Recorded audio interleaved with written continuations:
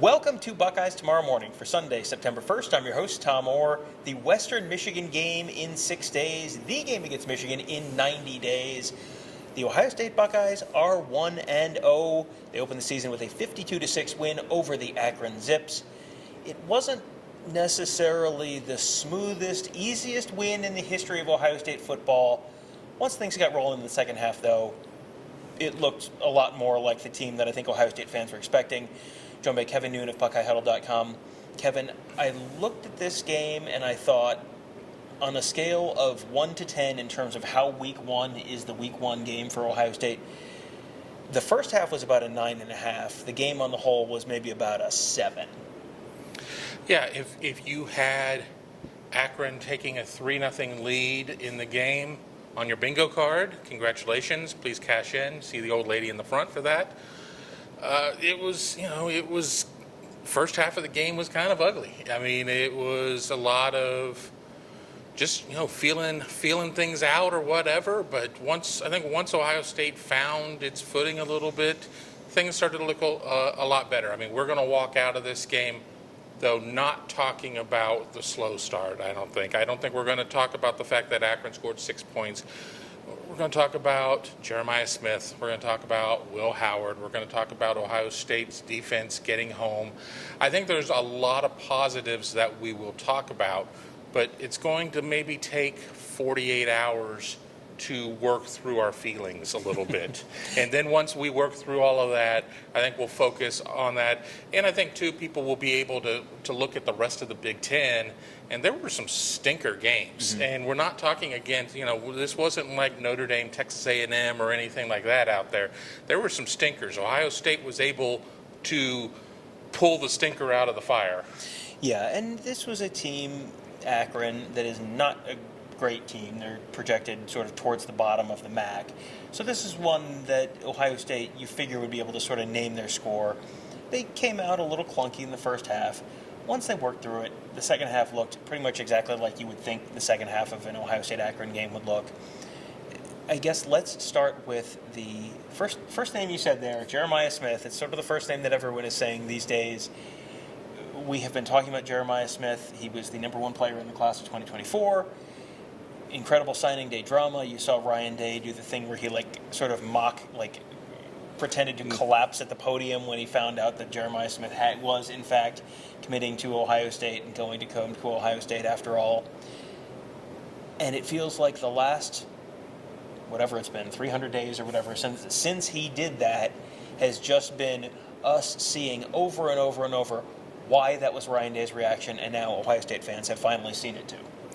But let's also not forget, and it will be forgotten, that the Jeremiah Smith saga started a little slow. There was a drop pass. There was a penalty. But then things started to heat up, and Jeremiah Smith had a couple touchdowns and probably could have had more, to be quite honest, if Ohio State would have kept going to him. There wasn't necessarily the need. He had the 2 touchdowns. He came really close to a third one, a deep pass to him where he got brought down at the 1 or so that they were able to punch in on the ground. But all of that's there. And now Ryan Day will no longer be able to say, well, let's just, let's slow a roll. He hasn't played a game. Well, now he's played a game, and he should win the forever Heisman, apparently, because he is just that good. But no, he is an alien. He really is an alien. They do not build them like that. And the scary thought, too, is they have other guys that are very alien-esque in Carnell Tate, in Mylan Graham, and some of these others. And we're not even talking about the guy that we all kind of projected maybe to be their best receiver this year, Emeka Egbuka. And all the receivers had good days. Jeremiah Smith, 6 catches, 92 yards, a couple of touchdowns. Carnell Tate, 4 catches, 58 yards, a 34-yard touchdown right towards the end of the game. Emeka Egbuka, 4 catches, 51 yards, all of them averaging between 12.8 and 15.3 yards per catch. Just really solid days, all 3 of them. Not incredible pinball machine kind of numbers, but very efficient, very effective, and that was sort of a byproduct of Will Howard. Will Howard was 17 for 28, 228 yards, 3 touchdowns, 61% completions. He looked a little rocky at times at the beginning in the start, and It's his first start, and it's his first time playing in front of Ohio State, in front of Ohio State fans in a game that really matters. You understand, okay, you might feel a little first game jitters or whatever. Once he worked through that, he really had a pretty efficient, it's kind of boring, but a pretty efficient, mostly mistake-filled kind of day. I think a lot of people are still spoiled by C.J. Stroud and the type of downfield offense that they ran with Stroud. Will Howard was not throwing. I mean, if you look at the route tree, he wasn't throwing.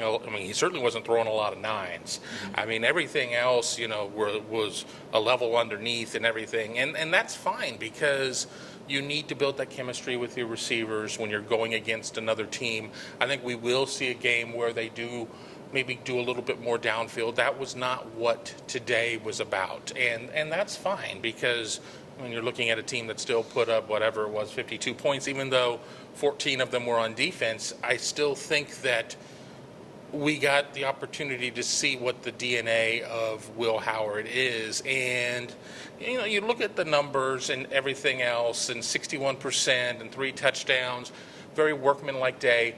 I think if this were Kyle McCord, people would just be howling, well, it wasn't really all that great or whatever. But when you kind of add some of the other intangibles, and I think Kyle McCord was thrown into an impossible situation in a lot of ways. And I think that as long as people are happy with Will Howard, that's going to be an indication that things are still going well with Ohio State in its pursuit for the Natty. One thing you would probably not have seen with Kyle McCord as a quarterback was the 19-yard run that Will Howard had. I think he might have picked up a third down on that one, but it was a long run, set up a touchdown, the second Jeremiah Smith touchdown pass, I believe. That's something that he brings to the offense. We had talked on the pregame show about the fact that we were not expecting a lot of running. This might be sort of the JT Barrett model where if you don't need, if you're playing a team where you don't need to risk having him run, you don't run him very much.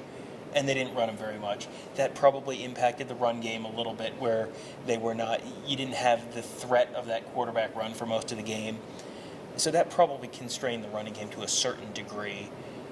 But why would you run him and risk getting him hurt against Akron where you're going to play sort of sluggish for a half and still win 52-6? You wouldn't do that. And even without him, the running game was very effective. Trevion Henderson, 8 carries, 65 yards. A long of just 21, but averaged 8.1. That just tells me, boy, he's hitting those 6 and 7 yarders really consistently. It was just a good reminder of when Trevion Henderson is healthy, that's what Trevion Henderson looks like, and boy, that's a pretty good running back. It is, and to your point, they're going to stay relatively vanilla when you're playing against Akron, when you're playing next against Western Michigan, when you're playing the following week against Open Week, and then you got Marshall. You don't need to show a lot. I mean, you've got to win the damn game. I mean, let's be honest, but you don't need to get really exotic. You don't need to put guys into bad situations. Akron put its quarterback into bad situations, and we haven't heard anything at this point if there are any lasting injuries that are going to happen there. But Ohio State did what it needed to do. And let's not forget, this was the Chip Kelly, his first game calling offense for Ohio State. So, and we've always said that Chip Kelly has a little bit more of a run thing going on there, and I think we saw it because there were a lot of times that maybe in previous years of where Ohio State gets into some of these tighter situations, they're passing, and they were able to run. And in the first half, maybe they didn't pick them up. In the second half, they certainly did. And part of that also was the offensive line. No Donovan Jackson on Saturday, so you had Austin Searveld making his first career start at left guard. You had Taker Shabola making his first career start at right guard. You had Seth McLaughlin making his first career Ohio State start at center. And then the line was inconsistent, let's say. It wasn't fantastic, didn't get incredible push. I don't know that I look at that as an enormous concern right now, because if you swap out a guy who's a redshirt freshman like Austin Searveld, who is going to redshirt sophomore like Austin Searveld, really playing for the first time meaningful snaps in his career, you swap him out for Donovan Jackson, who's been a starter for 4 years basically now. That feels like that's going to be an upgrade. And they were fine. They weren't. It looked a lot like the first game of the season.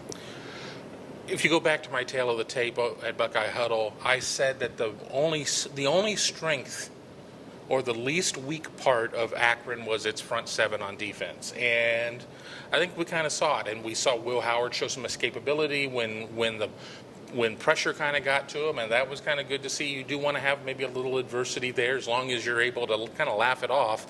So when Donovan Jackson gets back, and Ryan Day did say, we're hoping to have a full week of practice with him, but then he did leave a side door open. If we don't, then, he won't go. But, I mean, it sounded like at least they were giving the option that maybe we would see him in the Western Kentucky game. Now, on the flip side, you don't play him there, and then you have the open week. He has 2 more weeks, and then you can warm him up against Marshall, and then you go up to East Lansing. And I'm not going to base what my opinion on Michigan State on the game this week, but conversely, probably not going to be the most high pressure game on Ohio State's schedule. Probably not. And I think you look at that and you go, you got Western Michigan next week, you got a week off after that. I don't know that there's any reason to push it right now. No. What's the worst thing you can do? Re-aggravate it. So what if you can not re-aggravate it? Right. That feels like that would be better. So, we'll And you build see. depth. And you build depth. Sure. Yeah. This is one where you don't have to rush back. So if he's ready, great. If he's not, that's not a problem at all. They also were without Cody Simon in the linebacker room. Also kind of a precautionary thing, it sounds like. The defensive front was real good. The linebackers had some positive moments, some negative moments. The secondary had some good moments, some not so great moments, but really, on the whole, there were some missed tackles. But the defense, you saw the framework for what could be a really, really good Ohio State defense. Joe Moorhead threw everything he could at Ohio State with a limited roster. I mean, let's just call it what it is. I mean, it's just not. It's kind of still bottom of the MAC in terms of what he has to work with there. But he threw a lot of things at Ohio State, and all right, maybe he got Ohio State a couple times. He didn't get Ohio State twice on the same thing. Mm-hmm. And the defensive line played really well. JT Tuimoloau came right out of the gate and had a big play. Jack Sawyer, put that poor Ben Finley onto his back and onto the bench at that point. I mean, I think that you saw a great rotation where they were able to bring in Caden Curry, when they were able to bring in Kenyatta Jackson. I think there's a lot of strength on the interior line as well. And then, I wanted to just make sure I mention Edric Houston, who, saw a lot of action toward the end of the game. He's going to be the next great one, in my opinion, on this roster. I mean, he had a couple of passes that he batted down. One of them led to the Gabe Powers interception and touchdown. Mm-hmm. So I think that Larry's crew is playing very well. Granted, it's Akron, and that's, what we should just title a lot of our stories at this point. It's Akron, but lesser teams aren't going to be able to do what Ohio State did. Just a team from Akron. What do you think? Yes. Maybe? I don't know. Well, not one, not two, not three. Smiling through it all. Can't believe this is my post-game show. All right, so let's talk real quickly about one other guy who we really do need to mention. There's been a lot of talk about Caleb Downs this year, and rightfully so. Caleb Downs is one of the best defensive players in the country. There's a guy who plays next to Caleb Downs. His name is Lathan Ransom. He had a heck of a day on Saturday. 9 tackles, had a scoop and score, touchdown, 5 solos, 2 tackles for loss. He is just one of those guys who I think people are almost bored with him at this point because he's been around for so long. He played as a freshman. He played in 2020, right? Wasn't he on the 2000? He was certainly in the 2021 season. Yeah, pretty sure. I mean, it all runs together. Yeah, but I think I remember seeing him against Alabama in that national championship game in 2020. He's just been so reliable for so long that I think people forget how good he is. Right, and that's the thing. I think there's a level of, you're so comfortable that he's been on the team for all these years that you forget how impactful he is. And they lost him at the end of last year, and I think that they suffered. Mm-hmm. So Lathan Ransom doesn't necessarily get the press clippings from everybody, especially the reactionary people that you see, Caleb Downs getting. Caleb Downs, SEC Freshman of the Year and everything else. And we will have Caleb Downs games coming up. I promise you that. But Lathan Ransom, played very well, and it's great to have him back. Yeah, great to see him back out there. He's had a couple injuries that cost him a significant chunk of time. He had that broken leg in the Rose Bowl. He had the foot injury last year in the Wisconsin game. Good to see him back out there. Definitely someone who's going to be making a difference for Ohio State moving forward. So Buckeyes will be moving forward. They win 52-6 over Akron in week 1. So 1 down, 11 more to go in the regular season, and then after that, well, maybe 1 in Indianapolis and maybe a few more after that. We'll see how it all goes. But the best place to follow along with all of that is with us at BuckeyeHuddle.com. That's where Kevin, Tony, and I cover the team. Mark covers recruiting. Got our whole team of X's and O's gurus there to make you a smarter football fan. That's all at BuckeyeHuddle.com. We hope to see you there. That'll do it for today. Thank you guys all for joining us. Have a great day. We'll talk to you tomorrow.